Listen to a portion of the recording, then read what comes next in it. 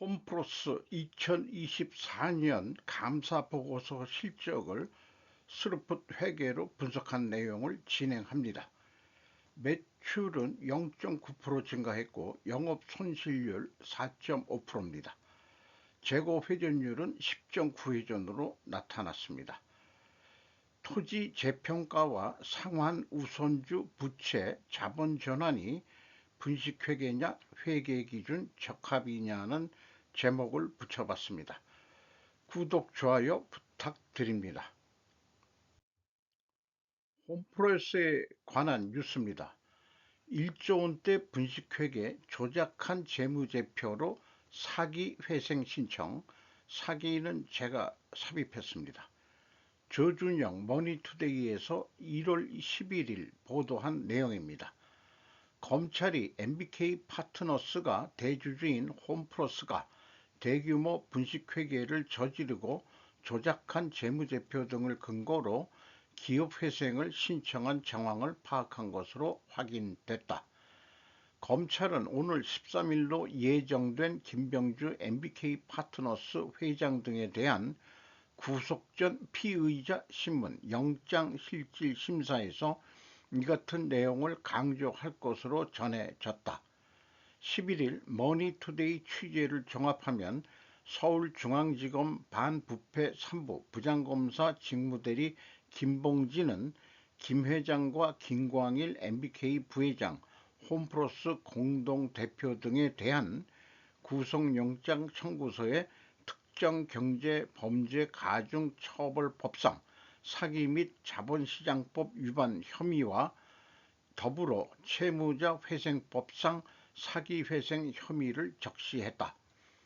회생 절차에서 법원에 제출하는 상업장부나 재무제표를 허위로 작성하거나 조작해 회생 개시 결정이 내려질 경우 사기회생죄가 성립한다.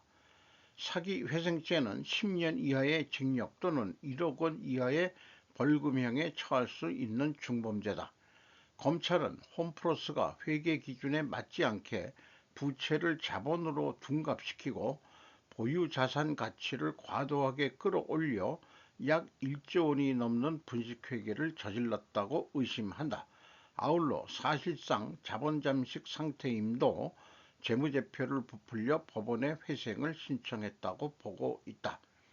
구체적으로 MBK가 홈프로스 회생 신청 직전 잔액이 1조 1천억 원에 달하는 상환 전환 우선주 RCPS 상환권 주체를 기존 특수목적법인인 한국리테일투자에서 홈프로스로 변경했는데 검찰은 이로 인해 부채가 자본으로 처리된 점이 회계 기준에 맞지 않는다고 판단했다.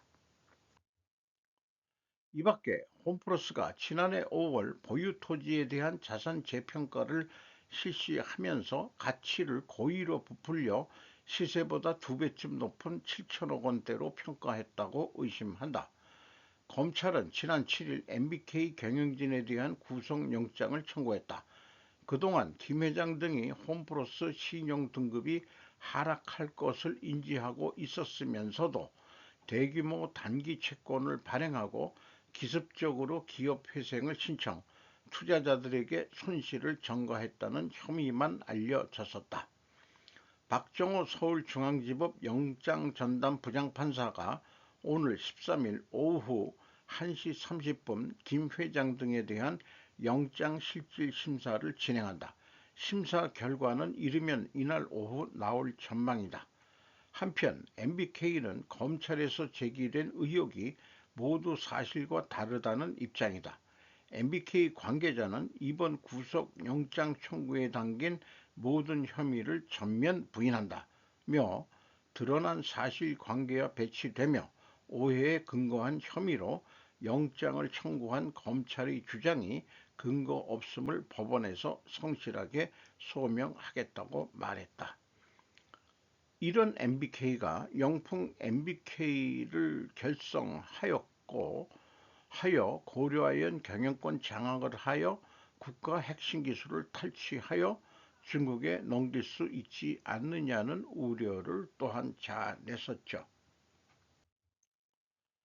서울지검은 무엇을 근거로 부직회계를 적용했나? 제가 독립된 감사인의 감사보고서를 일일이 다 읽어보도록 하겠습니다. 2025년 5월 29일 소재지는 서울시 영등포구 여의공원로 111 한영회계법인 대표이사 박영근 이름으로 발행된 감사보고서입니다. 의견 거절입니다. 감사 의견은 우리는 홈플러스 주식회사 이하 회사의 재무제표에 대한 감사계약을 체결하였습니다. 해당 재무제표는 2025년 2월 28일 현재의 재무상태표, 동일로 종료되는 보고기간의 포괄손익계산서, 자본변동표, 현금흐름표, 그리고 유의적인 회계정책 정보를 포함한 재무제표의 주석으로 구성되어 있습니다. 우리는 별첨된 회사의 재무제표에 대하여 의견을 표명하지 않습니다. 우리는 이 감사보고서의 의견 거절 근거 단락에서 기술된 사항의 유의성 때문에 재무제표에 대한 감사 의견의 근거를 제공하는 충분하고 적합한 감사 증거를 입수할 수 없었습니다. 일반적으로 천편일률적으로도 표현하는 내용 같기도 합니다. 의결 거절 근거. 첫 번째, 계속기업 가정에 대한 불확실성. 회사의 재무제표는 회사가 계속기업으로서 존속한다는 가정을 전제로 작성되었으므로 회사의 자산과 부채가 정상적인 사업활동 과정을 통하여 회수되거나 상환될 수 있다는 가정하에 회계 처리되었습니다. 그러나 추석 42에서 설명하고 있는 바와 같이 회사는 2025년 2월 28일로 종료되는 보고 기간에 100만, 1000만, 억, 10억, 100억, 1000, 3141억 8300만 원의 영업손실과 6758억 4천만 원의 단기 순손실을 발생했으며 보고기간 종료일 현재 유동부채가 유동자산을 1조 7920억 8400만 원 초과하고 있습니다. 또한 장기 차입금의 기한의 이익상실 사유 발생으로 인하여 보고기간 종료일의 1년 이내에 상환이 요구될 수 있는 차입금은 1조 1959억 600만 원이 존재합니다. 한편 회사는 추석 40일에서 설명하고 있는 바와 같이 2025년 3월 4일에 서울회생법원의 회생 절차 개시, 재산 보존 처분 및 포괄적 금지 명령을 신청하였으며 동일자로 법원으로부터 회생 절차 개시를 결정받았습니다. 이러한 상황은 회사의 계속기업으로서의 존속 능력에 대하여 유의적인 의문을 초래합니다. 회사의 계속 기업으로서의 존속 여부는 추석 40일에서 설명하고 있는 회생 계획안에 대한 법원의 인가 여부 및 회사의 향후 자금 조달 계획과 경영 개선 계획에 따라 좌우되는 중요한 불확실성을 내포하고 있습니다. 그러나 우리는 이러한 불확실성의 최종 결과로 발생할 수 있는 자산과 부채, 관련 손익 항목에 대한 수정 및 이를 합리적으로 추정할 수 있는 감사 증거를 확보할 수 없었습니다. 두 번째, 주요 감사 절차의 제약. 우리는 유형자산, 무형자산 및 사용권 자산 등과 관련된 자산과 부채의 평가, 법인세 비용 및 이연 법인세 자산과 부채의 평가, 유형자산, 토지 후속 측정 방식과 관련한 회계 정책 변경, 재평가 모형의 적정성 등과 관련하여 주요 감사 절차 실시에 필요한 충분하고 적합한 감사 증거를 입수할 수 없었습니다. 이와 같은 사항들의 결과 우리는 회사의 2025년 2월 28일 현재의 재무상태표 동일로 종료되는 보고기간의 포괄손익계산서, 자본변동표, 현금흐름표의 구성 요소들에 관하여 수정이 필요한 사항이 발견되었을지 여부를 결정할 수 없었습니다. 참 말이 어렵네요. 기타상 회사의 2024년 2월 29일로 종료되는 보고기간의 재무제표는 우리가 감사하였으며 2024년 5월 23일자 감사보고서에 적정 의견이 표명되었습니다. 결국 1년 만에 그전에는 감지를 할 수 없었는지 2023년도분은 2월 29일, 이게 3월, 2월 말 법인인 것 같습니다. 그래서 적정 의견을 표현했던 회계 법인이 1년 뒤에 의견 거절로 낸 내용이 되겠습니다. 재무제표에 대한 경영진과 지배기구의 책임. 경영진은 한국재택국제회계 기준에 따라 이 재무제표를 작성하고 공정하게 표시할 책임이 있으며 부정이나 오류로 인한 중요한 왜곡 표시가 없는 재무제표를 작성하는 데 필요하다고 결정한 내부 통제에 대해서도 책임이 있습니다. 경영진은 재무제표를 작성할 때 회사의 계속기업으로서의 존속 능력을 평가하고 해당되는 경우 계속기업 관련 사항을 공시할 책임이 있습니다. 그리고 경영진이 기업을 청산하거나 영업을 중단할 의도가 없는 한 회계의 계속기업 전제의 사용에 대해서도 책임이 있습니다. 지배기구는 회사의 재무보고 절차의 감시에 대한 책임이 있습니다. 재무제표 감사에 대한 감사인의 책임. 우리의 책임은 대한민국의 회계 감사 기준에 따라 회사의 재무제표를 감사하고 감사보고서를 발행하는 데 있습니다. 그러나 우리는 이 감사보고서의 의견 거절 근거 단락에서 기술된 사항의 유의성 때문에 해당 재무제표에 대한 감사 의견의 근거를 제공하고 충분하고 적합한 감사 증거를 입수할 수 없었습니다. 우리는 재무제표 감사와 관련된 대한민국의 윤리적 요구사항에 따라 회사로부터 독립적이며 그러한 요구사항에 따른 기타의 윤리적 책임들을 이행하였습니다. 이 감사보고서는 감사보고서 1 현재로 유효한 것입니다. 따라서 감사보고서 1 후 이 보고서를 열람하는 시점 사이에 첨부된 회사의 재무제표에 중요한 영향을 미칠 수 있는 사건이나 상황이 발생할 수도 있으며 이로 인하여 이 감사 보고서가 수정될 수도 있습니다라고 얘기를 하고 있네요. 유의적이라는 말들이 많이 나오죠. 정치 용어 같은 용어죠. 유의하고 있다 뭐 이런 것들. 자, 슬롯 회계 분석 내용부터 말씀드리겠습니다. 매출은 6조 9,919억 6,600만원, 전년도보다 0.9% 증가했습니다. 매출에 비례하는 매출 재료비, 여기는 주로 상품이 되겠습니다. 4조 8,354억 9,500만원, 1.9%가 증가했습니다. 매출 증가율하고의 갭이 1% 플러스이기 때문에 상품 매입 가격 상승을 1차 추론해 볼 수 있습니다. 수르풋율은 30.8%로 0.7% 하락했습니다.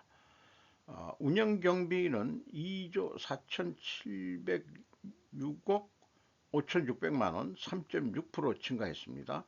그런데 이것은 현장 가공비가 15억 원대 마이너스로 나오는데 실세계에서 이렇게 나올 수가 있는지 의문이 좀 들어가네요.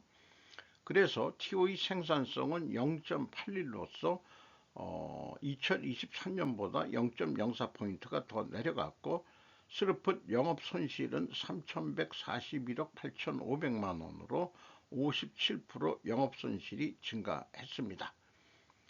원가 회계하고의 영업이익 차이가 조금 있는데 일부 상품만 취급하는 게 아니고 본인들이 제조하는 그 제품이 일부 있는 것 같습니다. 상품으로 다 포함은 시키고 있지만은 원가 회계 영업 이익률하고 소점 한 자리까지는 똑같습니다. 요거는 잔잔한 차이라고 할 수 있겠죠. 원가회계 손익으로서는 매출 원가가 1.7% 증가했기 때문에 매출 총이익이 0.9% 하락했고 매출 총이익률도 0.6% 하락했습니다. 판매관리비가 4% 증가했죠. 그 결과 영업 원가회계 영업손실은 3,141억 8,300만 원으로 57.5% 영업손실이 늘어났습니다. 영업의 부문으로서 뭐 금융 비용이 많이 나가고 있고요. 5천억 원대나 이렇게 그 영업 외 비용이 크게 나가는 게 이제 문제일 것 같습니다. 그리고 법인세는 환급받는 식으로 돼 있어 가지고 당기 순이익이 6,758억 원으로 줄었습니다만은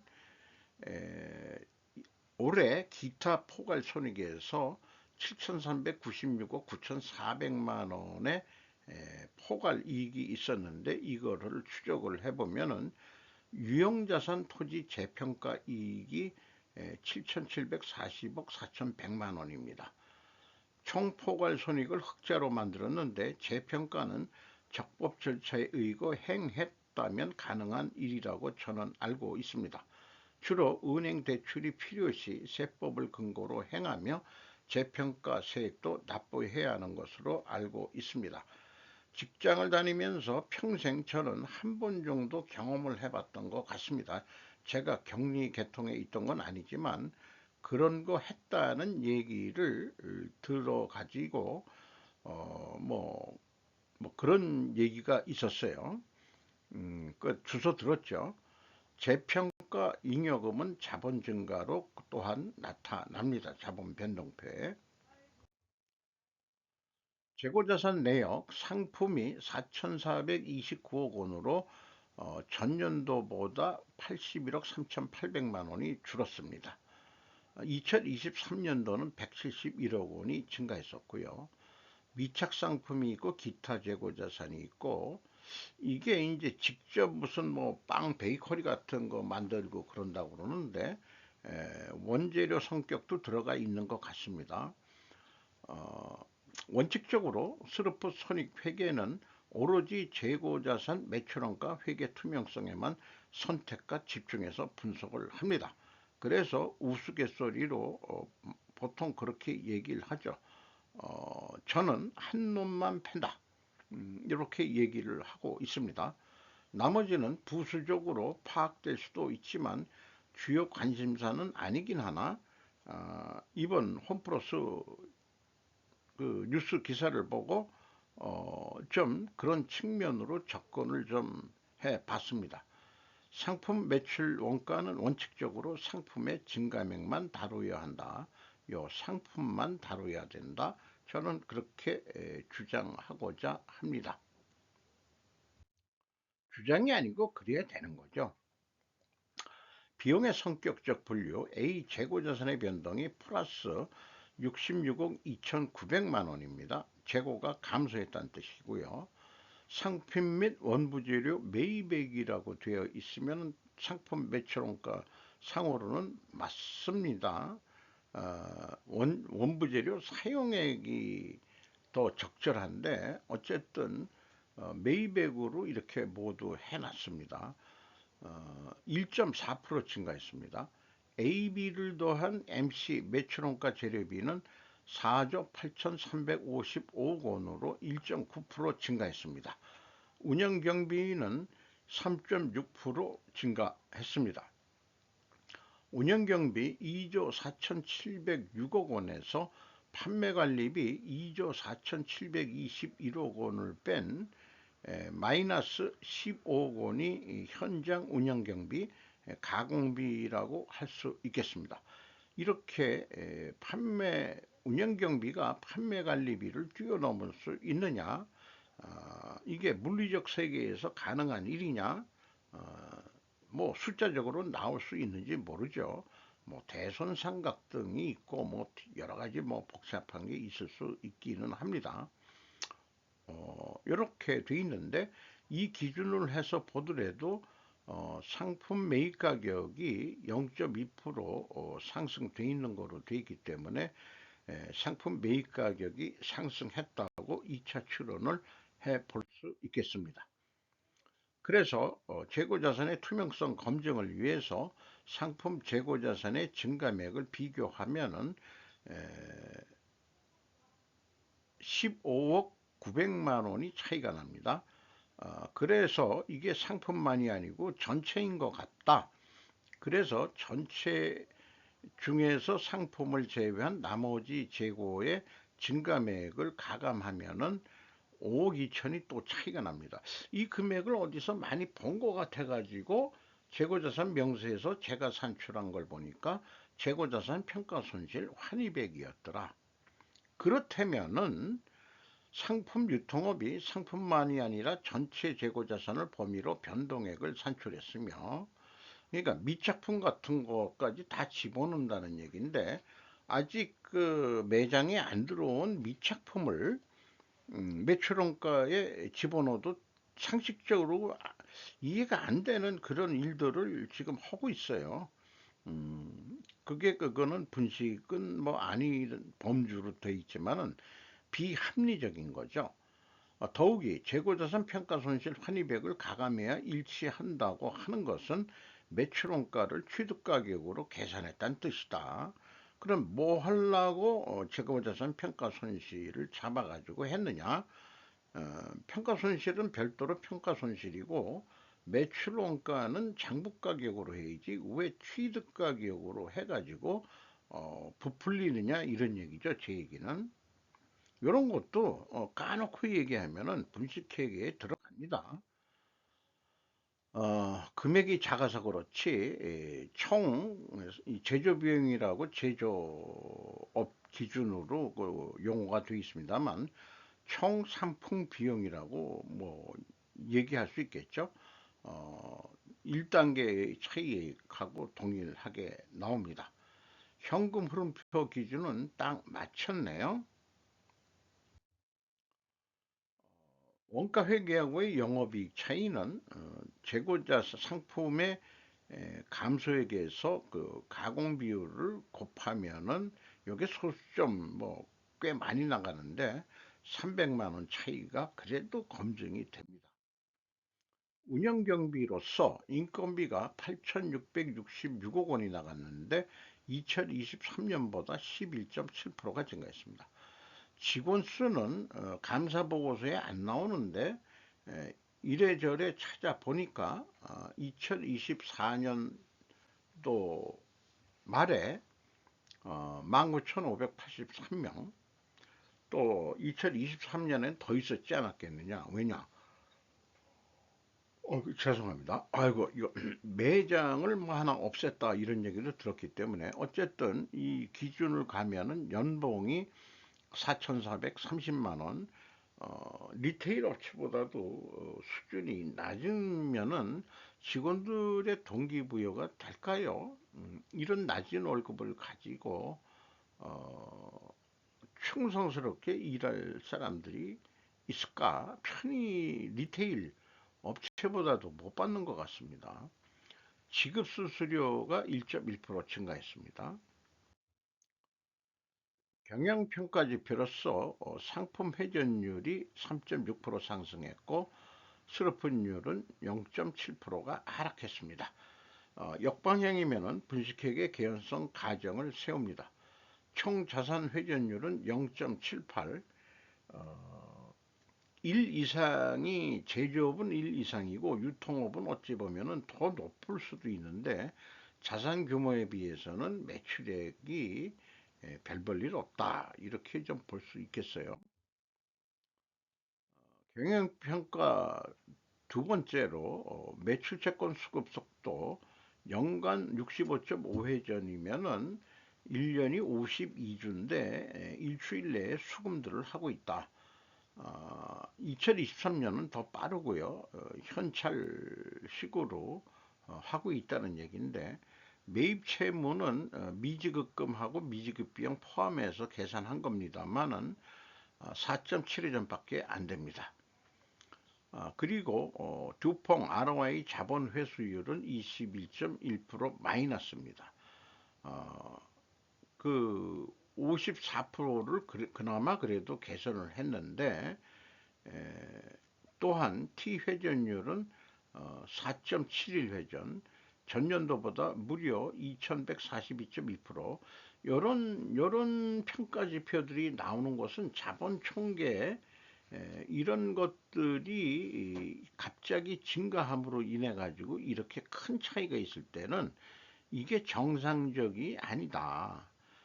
기업 경영의 어떤 평가 지표들이 이렇게 뭐 차이가 날 수 있느냐, 이런 거 문제가 될 수 있습니다. 그러니까 이 두퐁 ROI도 나름대로 비교 의미가 있어요.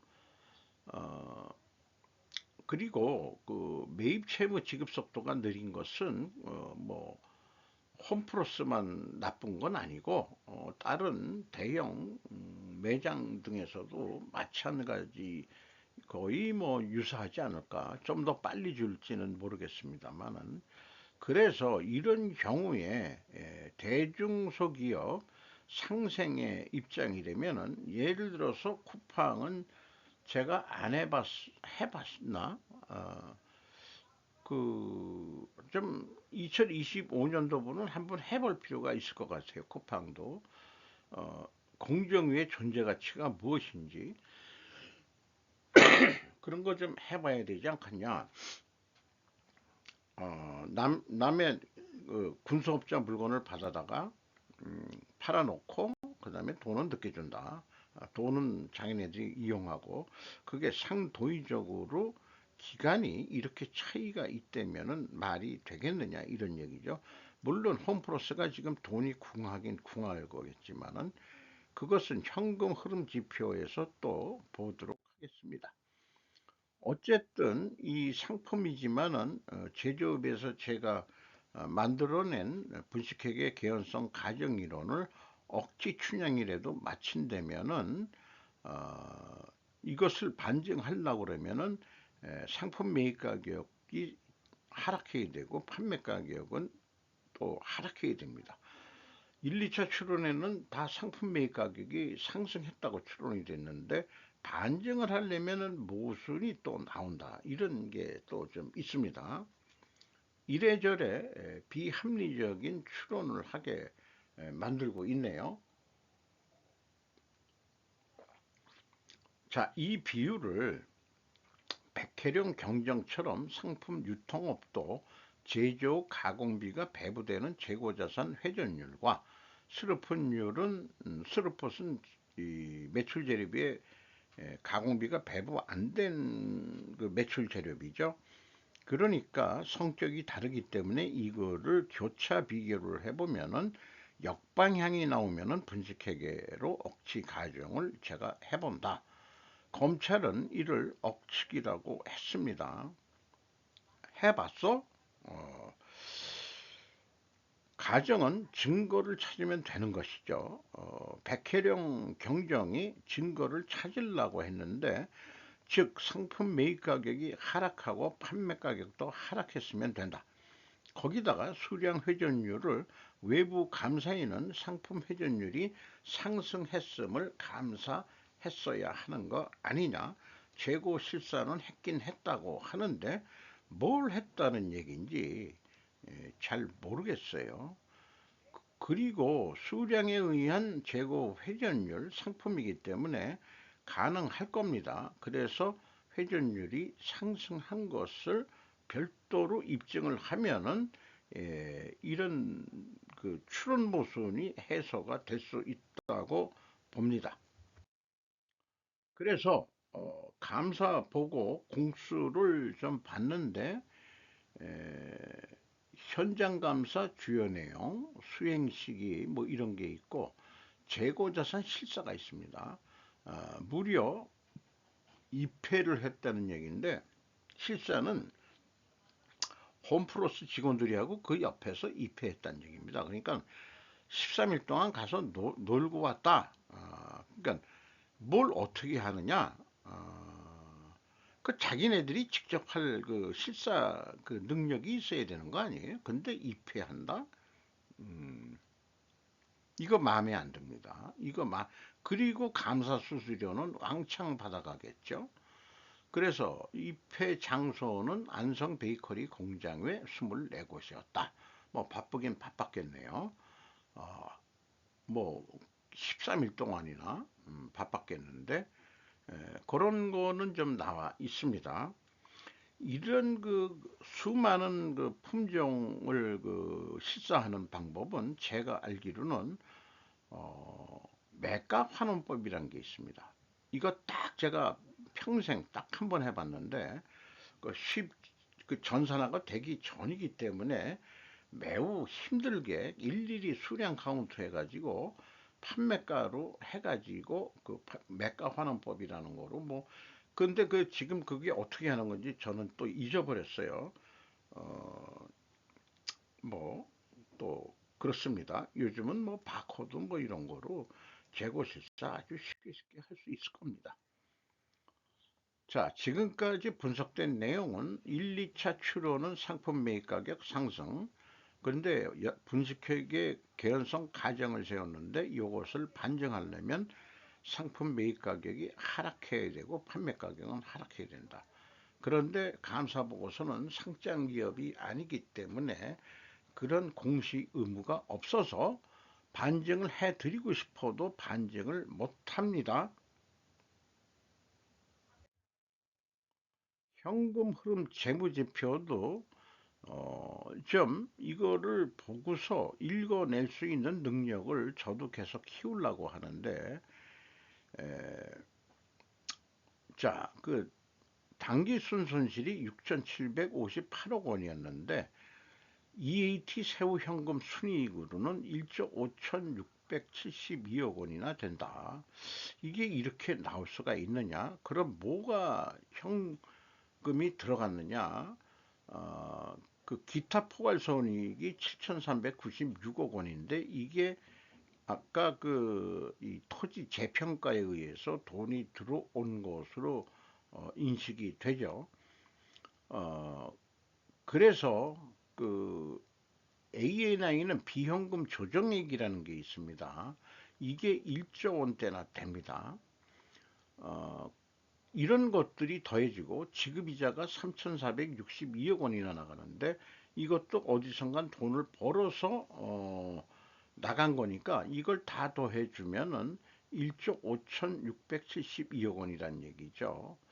어, 투하 자본 대비 현금 수익률이 43%로 이렇게 높을 수가 있느냐? 이런 경우는 조선천지에 없습니다. 영업이익률이 현금 수익률이 이렇게 높은 기업이면은 지금 회생 신청을 할 리가 없죠. 어, 두 번째 EMS 영업활동으로 유출된 돈이 1,704억 원이 유출이 됐습니다. FEM 최종 현금 1조 3,780억 원을 잃었다고 얘기할 수 있겠습니다. 어, 회사 잉여 현금으로 채권자 잉여 현금으로 채권자가 2,048억 원을 추가로 차입을 해줬어요. 이게 이제 사채류 같은데 이자 부채 레버리지율이 57.6%로 전년도 84.7%에서 돈을 왕창 갚았다 이거예요. 뭐 영업 손실인데 어떻게 이렇게 갚았냐?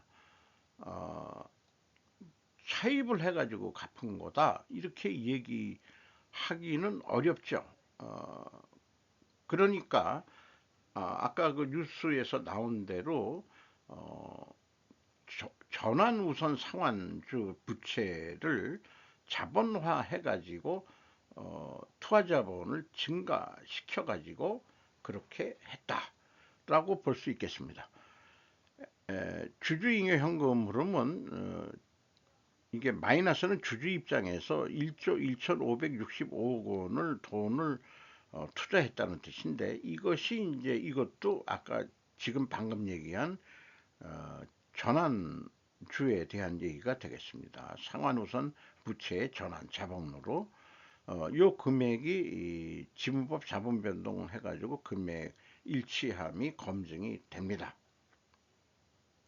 회사는 전국적으로 잉여 현금 흐름이 1조 3,614억 원의 현금이 흘러나갔습니다. 자, 2024년 실적에 의해서 올해 2025년 얼마로 결산이 될지 우리는 지금 2월 말이나 돼야 알 수 있을 것 같습니다만 손익분기점을 예측해 보도록 하겠습니다. 운영경비가 3.6% 증가했었는데 2%만 좀 줄이고 뭐 사람도 잘랐을 것 같기도 하고 그리고 손익분기점을 일하기보다는 그 스르픈율로 나눠버리면은 그 8조 1,708억 원이 손익분기점 매출이라고 볼 수 있겠습니다. 또한 동일한 이 매출 증가율을 스르풋은 매출에 비례하는 매출 재료비니까 하면은 8조 1조 7,300억 원으로 유사하게 뽑을 수가 있겠습니다. 그래서 8조 1,700억을 하는 것으로 이렇게 확정이 된다면은 약간 27억 6,200만 원으로 그 영업 손실이 크게 줄고 손익분기점에 다다를 수 있을 것입니다. 재고 회전율이 10.9회전이었는데 도도 말고 11회전 하면은 0.8% 조금만 노력하면은 영업이익이 145억 원 정도 날 수 있다. 그리고 원가 회계상으로는 어떤 접근을 하느냐? 요 밑에 B 프레임부터 하게 될 겁니다. 투입 재료인데 그 투입 상품이라고 보시면 되겠고요. 가공비는 없는 거로 하겠습니다. 그리고 이것이 이 상품 총 그 상품 비용이 되겠는데 재고 증감에 의해서 2%를 더 줄인다고 하면은 재고가 줄면은 매출 원가가 조금 올라가게 돼 있어요. 2% 줄인 거에 의해 가지고. 그래서 그 매출 목표액은 그 매출 원가 가져오고 그 다음에 그 판매 관리비 2%만 늘어나는 거로 4%가 올라갔었는데 그러면 이게 역으로 더해 버리면은 8조 1,800원을 800억은 해야 된다. 손익분기점이 이렇게 얘기가 되는 거겠죠.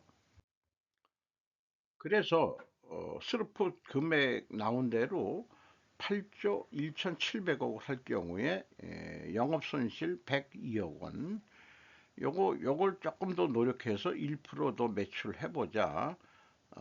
그렇다면은 이 15억 9천만 원 영업이익이 나는 것으로 그래서 실질적으로 8조 2,517억 원이 그 회사의 그 손익분기점 매출이익이다 이렇게 얘기할 수 있겠습니다. 자, 제가 그 분석한 것은 거인의 어깨 위에 올라서는 그 과정을 식으로 스루풋 회계를 정립한 과정을 말씀드린 거고요. 골든 회계, 스루풋 회계가 21세기 골든 회계가 되기를 바라면서 마치도록 하겠습니다. 홈플러스 때문에 다소 길게 말씀을 드렸습니다만은 우리 그 서민들의 그 쇼핑 공간이 나중에 어떻게 될지 이 회사가 만약 청산이 된다면은 인수할 때도 없고 한다면은 재래시장이 오히려 잘 되길 바라야 되는데 쿠팡 사태와 같이 알리나 테무 이런 중국